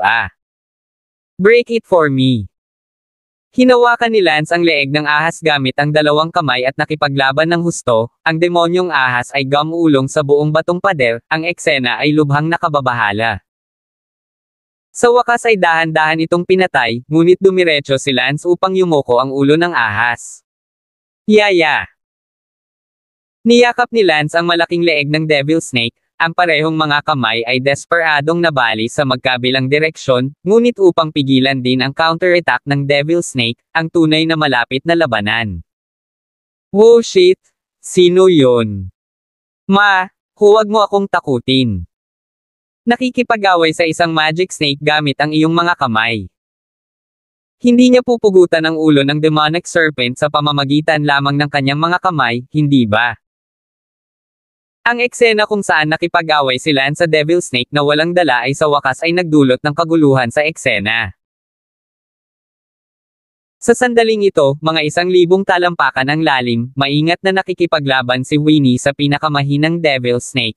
Ang gusto lang niya ay pumatay ng Devil Snake para makabalik. Ayaw niyang makapasok sa top 100. Sa kanyang lakas na ang makapatay ng Devil Snake para makabalik ay sapat na kahanga-hanga, ngunit hindi niya inaasahan na ganoon kalakas ang Devil Snake. Siya ngayon ay lubusang dehado. Sa sandaling ito, narinig ni Winnie ang nakakabinging pagyanig na nagmumula sa mas malalim na ibaba. Ang mga pader na bato sa magkabilang gilid ay nanginginig, at agad na tumingin sa ibaba. Nagulat si Winnie nang makita ang walang laman na kamay ni Lance na nakahawak sa leeg ng isang ahas na kasing laki ng takip ng manhole. Pinahintulutan ng ahas na magpumiglas, ngunit hindi nito maalis ang kamay ni Lance. Ang ahas ay tila nasa matinding sakit at patuloy na inuuntog ang katawan nito sa pader na bato, sinusubukang patayin si Lance. Ang malaking katawan nito ay gamulong din sa ibabaw ng pader na bato, nanginginig ang buong batong dingding ng kuweba, ngunit hindi nito maalis si Lance. Ngumuso si Lance at ginamit ang lahat ng kanyang lakas upang yumuko ito, ngunit ang katawan ng Devil Snake, na mas makapal kaysa sa takip ng manhole, ay maaaring hindi hawakan ng isang kamay, at isang pantasya na masira ito ng buhay. Gayunpaman, ginagawa ito ni Lance. 459. Nang makita ni Winnie ang eksenang ito, nanginginig din ang kanyang katawan, na hindi makaramdam ng pagkagulat. Gayunpaman, hindi na siya makapanood pa dahil nakataya ang kanyang munting buhay. Masakit na ang mga kamay ni Lance, at hindi pa rin niya ito mabali. Ungol. Ang leeg ng demonyong ahas ay sinakal ni Lance upang makagawa ng malungkot na tunog. Lihim na sinabi ni Lance, kailangan ko muna itong sakalin, pagkatapos ay ibaluktot. Yaya. Ang panloob na kapangyarihan ni Lance ay umikot at ang kapangyarihan sa kanyang mga kamay ay umabot sa sukdulan, na patuloy na sinasakal ang demonyong ahas. Ungol, dagandong. Ang diablo na ahas ay naghihingalo na nagpupumiglas, na tumama sa batong pader ng mas matindi, maraming bato ang dumagundong pababa, naramdaman ang 1,000 talampakang magic cave na nanginginig. Ah! Sigaw ni Lance, medyo namamatay na ang Devil Snake. Hinawakan ni Lance ang Devil Snake sa leeg gamit ang 2 kamay at sumigaw, nabali ito ng malakas sa tagiliran at pagkatapos ay sa tuhod. Kaching! Sa loob ng leeg ng Devil Snake, isang tunog ng pagklik ang narinig, at ang cervical vertebrae ng Devil Snake ay tila nabali ni Lance, habang ang ulo ng Devil Snake ay nakabitin, patay. Ang vertebrae ng leeg ng Devil Snake ay madaling nabali, medyo napunit si Lance, at ang ulo ng Devil Snake ay pinunit ng malakas ni Lance, at ang dugong ibinuga ng diablo na ahas ay nagpamura din kay Lance, ngunit ito ay normal, dahil lahat ng tao na putulin ang ulo ng ahas ay mawiwisikan ng dugo. Inilagay ni Lance ang malaking ulo ng ahas sa kanyang balikat at tumalon paitaas. Ang halaga ng pagpatay ni Lance sa isang 4 cm na may sungay na magic snake gamit ang kanyang mga kamay ay mas mahirap kaysa sa mga gumamit ng mga sandata para pumatay ng 5 cm na may sungay na tao. 1 segundo upang tandaan na basahin ang libro. Habang lumilipad si Lance pataas, nakita niya na si Winnie ay nakikipaglaban sa isang demonyong ahas, at si Winnie ay wala ng pagkakataong manalo. Puff! Sa sandaling iyon, ang maladevil na dila ng Devil Snake ay tumusok sa dibdib ni Winnie, at ang mga mata ni Winnie ay nagdidilim, na nagpapakita ng kawalan ng pag-asa bago siya namatay. Bumantong hininga si Lance, basta, pagkatapos ng lahat, siya ay anak ni Kent, iligtas mo siya minsan. Mabilis na umakyat si Lance, bitbit ang ulo ng ahas gamit ang isang kamay at hinawakan ng isang kamay ang dila ng demonyong ahas, ang dila nito ay kasing tigas ng bakal. Uminom ka. Malakas na hinailan ni Lance at inilabas ang dila ng Devil Snake, napasigaw ang demonyong ahas sa sakit at nagpagulong-gulong sa pader na bato sa magkabilang gilid, ang tigas ng pagkakabunot ng dila nito, kahit ang demonyong ahas ay mahihirapan.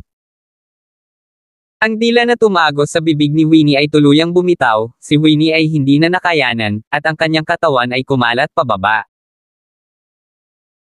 Inihagis ni Lance ang ulo ng ahas na dala-dala niya sa kanyang kamay pataas, pagkatapos ay tumapak sa pader na bato at binaril patungo sa nahuhulog na katawan ni Winnie. Pagkatapos mahulog si Winnie ng mahigit 10 talampakan, hinawakan siya ni Lance sa isang iglap at tumalon pataas, nang ang ulo ng ahas na itinapon niya pataas ay nahulog din. Hinawakan ni Lance ang ulo ng ahas gamit ang kanyang kabilang kamay. Hinawakan ni Lance ang ulo ng ahas sa isang kamay at si Winnie sa kabilang kamay, at tumalon patungo sa pasukan ng Thousand Foot Magic Cave. Ilang sandali pa, tumalon si Lance mula sa bakanan ng balon at agad na itinapon ang ulo ng ahas upang iligtas muna si Winnie, na nasa bingit na ng kamatayan.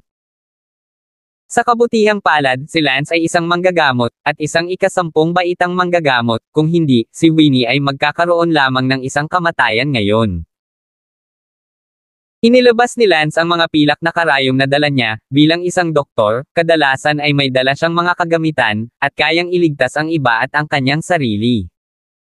Maaari din itong gamitin bilang isang maitim na sandata.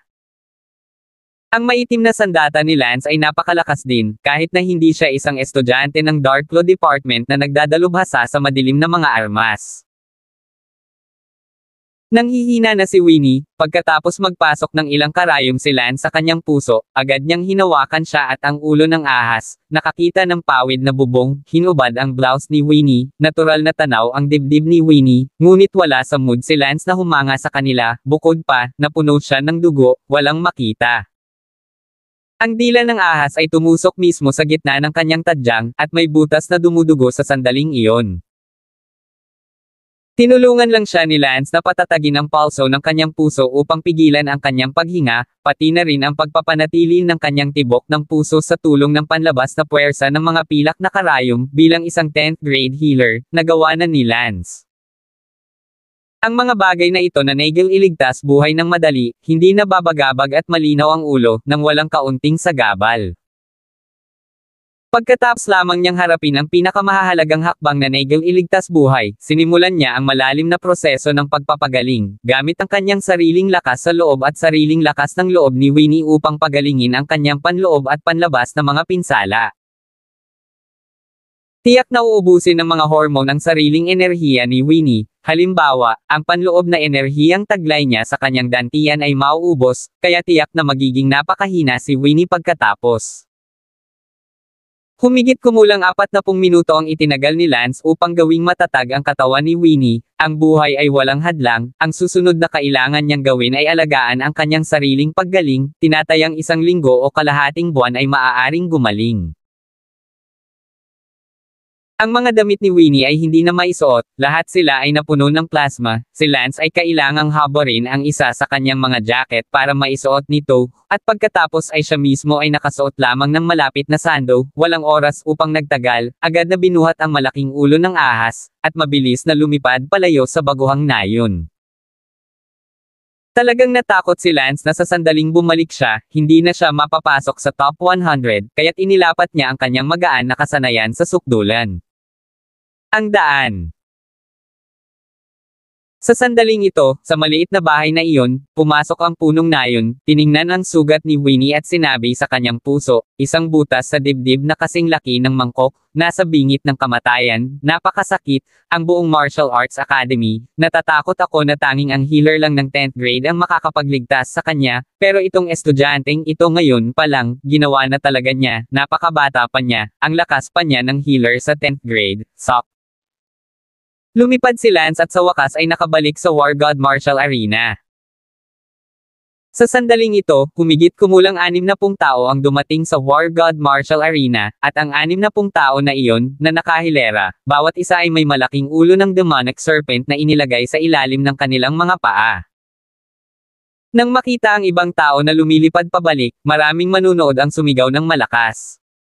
Bang! Inilagay ni Lance ang ulo ng kanyang ahas sa lupa, at ang bigat na 700 hanggang 800 pounds ay sumabog sa lupa ng isang kalabog. Oh, so cool! Sigaw ng mga healing na estudyante sa eksena, ang healing department sa wakas ay may isang tao sa top 100. Tiningnan ni Vice Dean Bogart ang snakehead na ibinalik ni Lance at sinabing, nakapatay ka ng 4-grade magic snake, maaari kang mag-rank sa ika-52. Salamat! Dinala ni Lance ang kanyang ulo ng ahas at ipinasok ito sa ika-52 na pwesto, bagaman mahigit 60 tao ang bumalik, higit sa 10 sa kanila ang nakapatay ng isang 3-peak na demonic snake, kaya naunahan sila ni Lance, bagaman mas tumagal si Lance. Phew! Bumantong hininga si Lance, akala niya ay nakabalik na ang lahat at nakapasok sa top 100, ngunit ito ay napapanahon, pansamantalang naging ika-52. Sa dami ng mga manunood.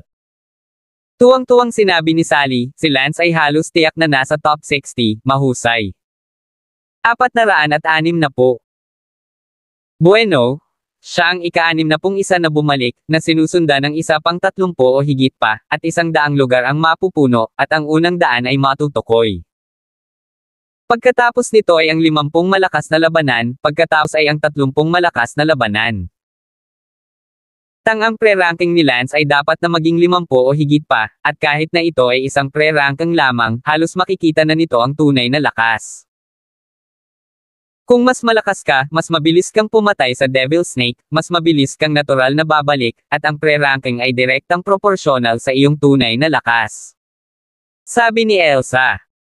Well, hindi ko alam, makakapasok pa ba siya sa top 50? Umaasa na sabi ni Sally. Sinabi ni Elsa, ayon sa kanyang pre-ranking mula sa daang pinakamalakas, siya ay nasa gitnang seksyon, kaya medyo delikado, ngunit hindi ko masasabing walang pagkakataon. Napakalakas na ng top 100. Sabi ni Sally na may kasiyahan. Sa sandaling iyon, sa ibang bahagi ng pulutong ng mga manunood, ang ilang mga tao mula sa pamilyang Damon ay hindi napigil ang tumingin kay Zilan, na puno ng dugo, sa War God Martial Arena. Natapakan ni Zilan ang kanyang paa sa labis na pagkadismaya, ang taunang ito ay talagang nakapasok sa top 100, hindi ba siya isang mid-inner gate?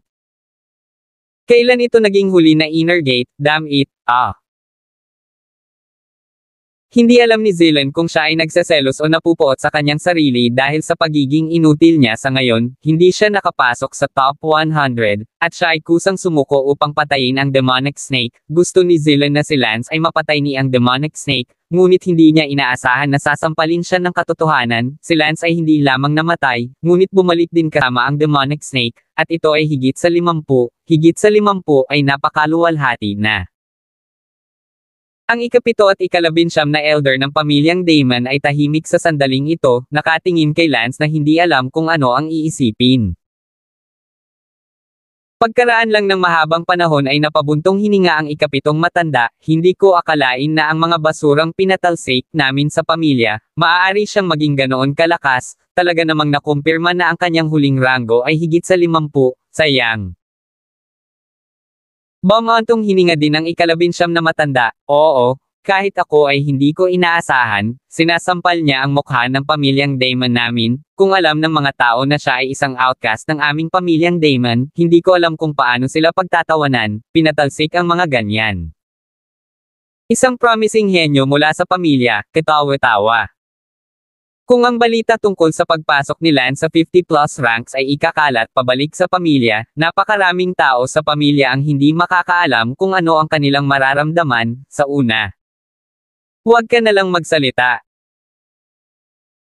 Kung alam namin na maaari pa siyang sumabog sa hinaharap at umabot sa antas na ito, paano siya mapapatalsik ng pamilyang Damon sa pamilya? Aba, parang kapag bumalik kami sa pamilya, kailangan naming magsagawa ng isang pagpupulong para pag-usapan kung ano gagawin, kung ibabalik siya o hindi sa pamilya. Ibalik mo siya sa pamilya. Naku, pakiramdam ko namumula ang dati kong mukha noong pinaalis ko siya sa pamilya, pero ngayong nakita kong magaling siya, ibinalik ko siya sa pamilya. Nasa top 50 siya sa freshman competition, papansinin na lang ba niya? Naku, nagsisisi talaga. Narinig ni Tristan na nakatayo sa tabi niya ang mga salita ng dalawang elder ng pamilya, sa ilang kadahilanan, nakaramdam siya ng hindi komportable sa loob, at sinabi rin na gusto niyang bawiin ang pamilya, na mas lalo pang nalungkot. Sinabi ni Tristan, ikapitong tiyuhin, ikalabinsyam na tiyuhin, hindi na kailangan para dito, 50 lang ito o higit pa. Kung alam ng mga tao, pagtatawanan din nila ang aming pamilyang Damon, isang bagong dating sa kompetisyon na higit sa 50 ranggo bilang isang kayamanan, pinatalsik sa pamilya at dinilaan pa rin ang kanyang mukha upang mahanap siya pabalik. Huwag kalimutan, ako ay 28 sa simula, kahit na ang ranggo o lakas ay higit pa sa kanya, isang 50-something, kailangan na dilaan ang kanyang mukha kaya marami. Si Zilan ay abala rin, tama, 50 lang, kapatid na Jenghao noon top 30, kulang pa ang pamilya nating Tang. Henyo. Isa bang krimen na hanapin si Lance pabalik? Sabi ng ikapitong matanda, wala tayong dalawa na magdedesisyon sa bagay na ito, mag-uusap lang tayo ng basta-basta, kailangan nating bumalik sa pamilya lahat ay may meeting bago tayo gumawa ng mga plano. At kaya, pagkatapos maghintay ng 1.5 oras, 100 tao ang natipon, isa-isa. Ang huling ranggo ni Lance ay 52. Lahat, wala na ang freshman 100, at ang mga hindi pa nakabalik mamaya, namatay man o nagawang ibalik ang snakehead, ay hindi magiging bahagi ng top 100. Bilang tanda ng paggalang sa mga hindi pa nakabalik pa, pakiusap sa lahat, kahit gaano pa katagal, hintayin sila dito at bigyan sila ng palakpakan sa kanilang pagbabalik. Sigaw ni Vice President Bogart, at lahat ay sumang-ayon na dapat silang magbigay ng palakpakan kahit na ang mga bumalik mamaya ay nagdala ng snakehead. Sa karamihan ng tao, nag-aalalang sinabi ni Cynthia, bakit hindi pa bumabalik si Winnie, baka may nangyari sa kanya. Itong batang ito, bakit kailangan niya maging napakalakas? Si Riker Churen din talaga, siya mismo ang na-award ng top 10 pre-ranked positions, pero hindi niya inalagaan si Winnie. Sa langit, inihayag ni Bogart, susunod, i-aanonsyo ko ang listahan ng mga nakapasok sa nangungunang 100. Ang unang pwesto na nanalo ng pre-ranking ay si Benny ng Sword Law, ang pangalawang pwesto ay si Fred ng Sound Law, ang pangatlong pwesto ay si Dick ng Hidden Arts, at ang ikaapat na pwesto ay si Guli ng Rod Law. Ang mga nabasa ang mga pangalan, ang mga tao mula sa kanilang mga pamilya ay nakaramdam ng hindi kapani-paniwalang pagmamalaki nang marinig nila ito, at ang iba pang mga pamilya ay nagsitinginan ng naiinggit. Ang 52nd place winner ay, Healing Lance. Oh! Nang marinig ang pangalan ni Lance, ang buong faculty at mga estudyante ng Healing Department ay naghiyawan, napakaluwalhati. Sa unang pagkakataon na ang Healing Department ay napakaluwalhati, si Lance ay naging bayani ng buong departamento. Sa sandaling ito sa karamihan, narinig ni Chloe ang pangalan ni Lance, nakaramdam ng labis na pananibik sa loob, isang pagsabog ng pagsamba. Ang pinuno ng departamento ay sumigaw, Lance, magandang trabaho. Ang pinuno ng departamento ay nasa sabik din. Ang mga estudyante mula sa ibang mga departamento sa tabi niya ay humirit, a mere 50 or so, what's there to be excited about? Hindi ko sinisisi ang mga tao, pagkatapos ng lahat, walang sinuman mula sa departamento ng pagpapagaling ay kailanman nakapasok sa nangungunang 100, kaya't maliwanag na sila ay nasa sabik. Pagsapit ng 8:00 ng gabi, nakabalik na ang lahat ng mga estudyante, kasama na si Winnie, na pinabalik din ng isang guro na nagpunta para hanapin sila. Sinabi ni Vice Dean Bogart, lahat, sa kasamaang palad, may mga namatay sa kompetisyong ito para sa nangungunang 100 bagong mag-aaral, 2 bagong mag-aaral mula sa gitnang yugto ng Inner Gate ang namatay sa 1,000 Feet Demon Grotto, sila ay si Song Yun-hong from the Gun Law Department at Brown Wang Ying mula sa Dark Law Department. Nahanap na ng aming guro ang kanilang mga bangkay at ibinalik sila, at hiniling ang pamilya ng 2 estudyanteng ito na lumabas at kunin sila. Isang sigaw ang nagmula sa 2 pamilyang lumipad palabas at kinuha ang mga bangkay ng 2 nasawing kaklase, at lahat ay tahimik na nagluksa. Sa sandaling ito, sa karamihan, ang mga labi ni Winnie ay maputi at ang kanyang katawan ay nanginginig, ang kanyang buong katawan ay nakatayo doon ng mahina. Ang kanyang mga mata ay nakatingin kay Lance sa War God Marshall Field, ang kanyang ekspresyon ay puno ng komplikado. Bagamat siya ay walang malay sa likod, malinaw niyang nakita na si Lance ang nagligtas sa kanya noong siya ay tinusok ng demonic snake sa dibdib, at kung hindi siya nailigtas ni Lance ngayon, kung gayon ang listahan ng kamatayan si Vice. Kakabasa pa lang ng presidente ay idinagdag siya nito, si Winnie, dito. Si Winnie ay orihinal na galit kay Lance, ngunit sa sandaling ito, hindi niya alam kung ano ang mararamdaman sa loob. What they doing, keep on